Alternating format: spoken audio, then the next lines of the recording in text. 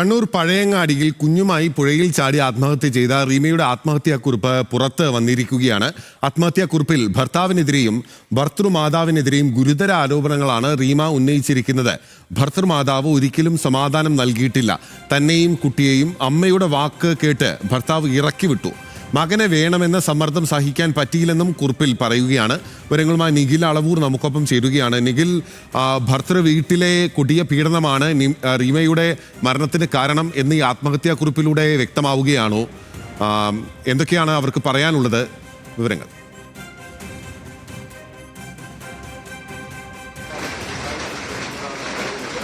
തീർച്ചയായും പിന്നിൽ കഴിഞ്ഞ ദിവസമാണ് ബന്ധുക്കൾ ഈ ആത്മഹത്യാക്കുറിപ്പ് പോലീസിന് കൈമാറിയത്. ഏറ്റവും പ്രധാനപ്പെട്ട കാര്യം, ഈ മരിക്കുന്ന ദിവസം, അതായത് ശനിയാഴ്ച എഴുതിയ PSC പരീക്ഷയുടെ ഹോൾ ടിക്കറ്റിൻ്റെ പിറകിലായിരുന്നു ഈ കാര്യങ്ങൾ എഴുതി വച്ചിരുന്നത്. ഭർത്തൃ വീട്ടിൽ, പ്രത്യേകിച്ചും ഭർത്താവിൻ്റെ മാതാവിൽ നിന്ന് വലിയ പീഡനങ്ങൾ ഏൽക്കേണ്ടി വന്നു എന്ന് തന്നെയാണ് പറയുന്നത്.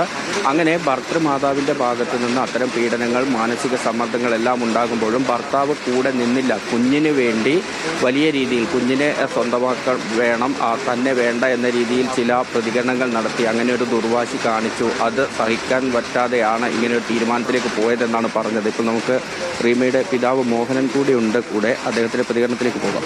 തന്നെയാണ് മോൾക്ക് അനുഭവത്തിൽ ഉണ്ടായിരിക്കുന്നത്. കാരണം അവളെന്ന് വെച്ചാൽ ഒരു അടിമയെ പോലെ അവിടെ കഴിയേണ്ട ഒരു അവസ്ഥയുണ്ടായിരുന്നു. കാരണം അവൻ അമ്മയുടെ വാക്ക് കേട്ട് മാത്രം പ്രവർത്തിക്കുന്നത്. എൻ്റെ മോൾക്കും കുട്ടിക്കും അവിടെ ഒരു സ്വാതന്ത്ര്യം ഉണ്ടായിരുന്നില്ല. കാരണം ഇവരുടെ വാക്കിനൊരു വിലയും കൽപ്പിച്ചിരുന്നില്ല. അവൻ അമ്മ എന്താ പറയുന്നു അത് തന്നെ അവൻ്റെ വലിയത്. അപ്പോൾ എൻ്റെ മോൾ ഒരുപാട് വിഷമതകൾ അനുഭവിച്ചിട്ടുണ്ട്. അവൾ കത്തിൽ പറഞ്ഞിരിക്കുന്നതെല്ലാം സത്യം തന്നെയാണ്. കാരണം ഇങ്ങനെയുള്ള ഈ നരഭോജികൾക്ക് ഈ കേരളത്തിൽ, ഇന്ത്യ മഹാരാജ്യത്ത് കിട്ടാവുന്ന ഏറ്റവും വലിയ ശിക്ഷ അത് എൻ്റെ അപേക്ഷയിൽ. ഇത് ഈ ആത്മഹത്യക്കുറിച്ച് നേരത്തെ തന്നെ പോലീസിന് കൈമാറിയതല്ല, പോലീസ് ഇവിടുന്ന് ഇത് അവരെല്ലാം എഴുതിയെടുത്തിട്ട് പോയതല്ലാതെ അതിനുശേഷം നമുക്കൊരു വിവരം കിട്ടിയിരുന്നില്ല. അവർക്ക് ഫസ്റ്റ് തന്നെ ലെറ്റർ കൊടുത്തിരുന്നു. എന്നിട്ടും അവരതിൻ്റെ ആക്ഷൻ എടുത്തോ ഒന്നും എനിക്ക് അറിയില്ലായിരുന്നു.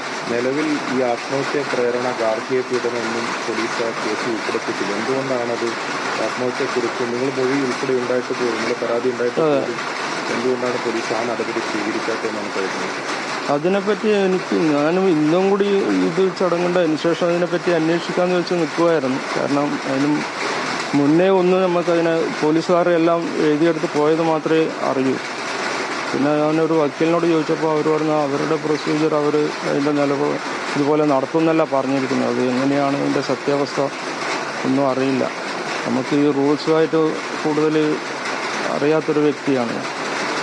നേരത്തെ കുറിപ്പ് എഴുതി വെച്ചത് ഒരു ഹോൾ ടിക്കറ്റിൻ്റെ പിറകിലായിരുന്നു അല്ലേ? അന്ന് പരീക്ഷ എഴുതി വന്നതാണ്. അന്ന് അവള് പിന്നെ ഒരു PSC ടെസ്റ്റ് എഴുതാൻ പോയിരുന്നു. അന്ന് രാവിലെ ഇവിടെ അങ്കൻവാടിയിൽ കുട്ടിയുടെ എന്തോ ഒരു ഇത് സൈൻ ചെയ്യാൻ വേണ്ടി പോയി. അവിടെ നിന്ന് ഹനുമാരമ്പലത്തിൽ പോയി. ഉച്ചക്ക് ഭക്ഷണം കഴിച്ചിട്ടാണ് ടെസ്റ്റ് എഴുതാൻ, PSC ടെസ്റ്റ് എഴുതാൻ എരുവരം ബോയ്സിൽ പോയി. അത് വന്നതിന് ശേഷമാണ് സംഭവങ്ങൾ എന്തെല്ലോ ഒരു ഫോണിലെ കൂടെ ഉണ്ടാവുക. അതിൻ്റെ ആ ടെസ്റ്റിൻ്റെ പേപ്പറിൻ്റെ ബാക്കിലാണ് അവൾ ആത്മഹത്യക്കുറിപ്പ് എഴുതി വെച്ചിട്ടുള്ളത്. മകനെ കൂടി തിരികെ വേണം എന്ന് പറഞ്ഞതോടെയാണ് അത് അവളുടെ മൈൻഡ് മൊത്തം മാറിയിരിക്കുന്നതാണ്. അവൾക്ക് കൂടുതൽ ഫീൽ ചെയ്തിട്ടുണ്ടാവുക. അവൻ കുട്ടീനെ എടുത്ത് കൊണ്ടുപോകുന്നില്ല. ആ ഒരു ഭീഷണി കേട്ടപ്പോഴുള്ള പെട്ടെന്ന് മെൻ്റൽ ഷോക്കായി. ഇതിന് മുമ്പ് നിങ്ങൾ പരാതി നൽകിയിരുന്നില്ല? അതിലെന്തെങ്കിലും നടപടി ഉണ്ടാവും? അതിനെപ്പറ്റി നടപടി ഗാർഹിക പീഡനത്തിന് അവിടെ കൊടുത്തതേ ഉള്ളൂ. പക്ഷെ അതിനുശേഷം അവർ നമ്മളെ വിളിപ്പിച്ചിട്ടോ കാര്യമൊന്നുമില്ല. മുമ്പിൽ പറയുന്ന ഒരു കാര്യം, ഈ അമ്മ നിരന്തരമായിട്ട് ഇങ്ങനെ പീഡിപ്പിക്കുന്ന സമയത്തും ഭർത്താവ് തങ്ങളുടെ കൂടെ നിന്നില്ല എന്നുള്ളതാണ്. അക്കാര്യങ്ങൾ നേരത്തെ നിങ്ങളോടൊക്കെ പറഞ്ഞിരുന്നതാണോ? പക്ഷെ അവളങ്ങനെ സൂചിപ്പിച്ചിരുന്നു. ഇങ്ങനെ പിന്നെ അമ്മയുടെ വാക്ക് കേട്ടിട്ട് മാത്രമാണ് അവൾ ചെയ്യുന്നത്. ഞാൻ പറഞ്ഞു പറ്റില്ലെങ്കിൽ നീ ഇങ്ങ് പോ, നമുക്ക് അവന് വേണ്ടെങ്കിൽ നീ ഡൈവോഴ്സ് ചെയ്യ്, എന്തെങ്കിലും ഒരു ഫൈനൽ തീരുമാനം പറ. അത് അവൾ പറയുന്നില്ല. അവന് മനസ്സിൽ ഇഷ്ടമാണെന്താനും, പക്ഷെ അവളത് തുറന്ന് സഹിച്ചു നിൽക്കുമായിരുന്നു. എന്ന് വെച്ചാൽ കുട്ടിയായി പോയില്ലേ, കുട്ടിക്ക് വേണ്ടിയിട്ട് സഹിക്കുമായിരുന്നു. എന്നാലെങ്കിലും പിന്നെ കുട്ടി ആയതിനു ശേഷമെങ്കിലും ഈ അമ്മയും മോൻ്റെ ഒരു മൈൻഡ് മാറിയിട്ടുണ്ടെങ്കിലോ എന്നുള്ള ഒരു ചിന്താഗതി അവൾക്കുണ്ടായിരുന്നു. മാനസിക പീഡനമുള്ള, ശാരീരികമായ പീഡനം ഉണ്ടായിട്ടുണ്ടെന്ന് മകൾ പറഞ്ഞിട്ടുണ്ട്? ഇല്ല, അത് പറഞ്ഞിട്ടില്ല. ശാരീരികമായിട്ടുള്ള പീഡനം പറഞ്ഞിട്ടില്ല. കാരണം മാനസികമായിട്ടുള്ള പീഡനം തന്നെയാണ് ഏറ്റവും വലുത്. വിവാഹം കഴിഞ്ഞിട്ട് 8 വർഷം കഴിഞ്ഞു. 8 വർഷമല്ല, 10-11 വർഷത്തോളമായി. ആ ഘട്ടം മുതൽ ഈ പീഡനം ഉണ്ടായിട്ടില്ല. ആദ്യമൊന്നും അങ്ങനെയൊന്നും പറഞ്ഞിരുന്നില്ല. ആദ്യമെല്ലാം അഡ്ജസ്റ്റ് ചെയ്ത് പോയിരുന്നു. ഈ കുട്ടി ഇപ്പം ജനിച്ചതിന് ശേഷമാണ് കൂടുതൽ പ്രശ്നങ്ങൾ കുട്ടി വന്നത്. ആദ്യം ഉണ്ട് പ്രശ്നങ്ങൾ. ആ അച്ഛനും അമ്മയും ഇവിടെ വന്നിട്ടും അങ്ങനെ പറയൽ ഇങ്ങനെ പറയൽ പല പ്രാവശ്യം പല പ്രശ്നങ്ങളുമായിട്ടുണ്ട്. എന്നാലും അവൾ സഹിച്ചു നിന്നു.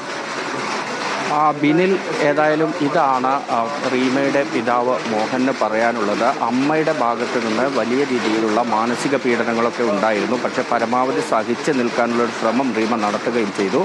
പക്ഷെ അവസാന ഘട്ടമായപ്പോൾ ഈ കുഞ്ഞിൻ്റെ കാര്യത്തിൽ കുഞ്ഞിനെ തനിക്ക് വേണമെന്നൊരു നിലപാട് ഭർത്താവ് എടുത്തു. അതിൻ്റെ പേരിൽ വാശി കാണിച്ചു. ഈ വിദേശത്ത് നിന്ന് തിരിച്ച് നാട്ടിലെത്തിയതിന് ശേഷം കുഞ്ഞിനെ കൂട്ടിക്കൊണ്ട് പോകും എന്ന് പോലും പറയുന്ന ഒരു സാഹചര്യമുണ്ടായി. ഇത് സഹിക്കാവുന്നതിനും അപ്പുറത്തേക്കായിരുന്നു. അതാണ് അവസാനം ഇങ്ങനെയൊരു തീരുമാനത്തിലേക്ക് റീമയെ എത്തിച്ചത് എന്നാണ് കുടുംബം പറയുന്നത്. ഇതിൽ മറ്റൊരു കാര്യം, ഈ പോലീസ് ഇത്രയും ദിവസമായിട്ടും ഈ ഗാർഹിക പീഡനം ഉൾപ്പെടെയുള്ള കാര്യങ്ങളിൽ കൃത്യമായൊരു നടപടികളിലേക്ക് കടന്നിട്ടില്ല എന്നാണ് നമുക്ക് മനസ്സിലാക്കുന്നത്. കുടുംബം അത്തരമൊരു ആരോപണമായി പറയുന്നില്ലെങ്കിൽ പോലും പോലീസ് ഇതുവരെ അത്തരം നടപടികളിലേക്ക് പോയിട്ടില്ല എന്ന കാര്യം കൂടിയുണ്ട്. ശരി, വ്യക്തമാണ്. വളരെ പ്രധാനപ്പെട്ട കാര്യങ്ങളാണ്. വളരെ ഗുരുതരമായിട്ടുള്ള ആരോപണമാണ് ഇപ്പോൾ ഭർത്താവിനും ഭർത്താവിൻ്റെ അമ്മയ്ക്കുമെതിരെ ഉൾപ്പെടെ റീമയുടെ ആത്മഹത്യാക്കുറിപ്പിലൂടെ പുറത്തു വന്നിരിക്കുന്നത്. നോക്കൂ, അതൊരു PSC ഹാൾ ടിക്കറ്റിൻ്റെ പുറകിലാണ് ആ കാര്യങ്ങളെല്ലാം തന്നെ എഴുതി വെച്ചിരിക്കുന്നത്. നിഖിലിനോട് റീമയുടെ പിതാവ് പറഞ്ഞതുപോലെ മകൾക്ക് നീതി ലഭിക്കണം എന്നുള്ളത് വളരെ പ്രധാനപ്പെട്ട കാര്യമാണ്. ജീവിക്കാൻ ഒരു വഴിയുമില്ലാതെയാണ് ആ പാവപ്പെട്ട സ്ത്രീ കുഞ്ഞുമായി ആ പുഴയിൽ ചാടി ജീവൻ ഒടുക്കിയത് എന്നുള്ളതും വളരെ പ്രധാനപ്പെട്ട കാര്യമാണ്. പോലീസിന്റെ സമയോചിതമായിട്ടുള്ള ഇടപെടൽ ഇക്കാര്യത്തിൽ ഉണ്ടാകും എന്ന് തന്നെ നമ്മൾ കരുതുകയാണ്. നിഖിൽ അളവൂരാണ് വിവരങ്ങളുമായി നമുക്കൊപ്പം ചേർന്നത്.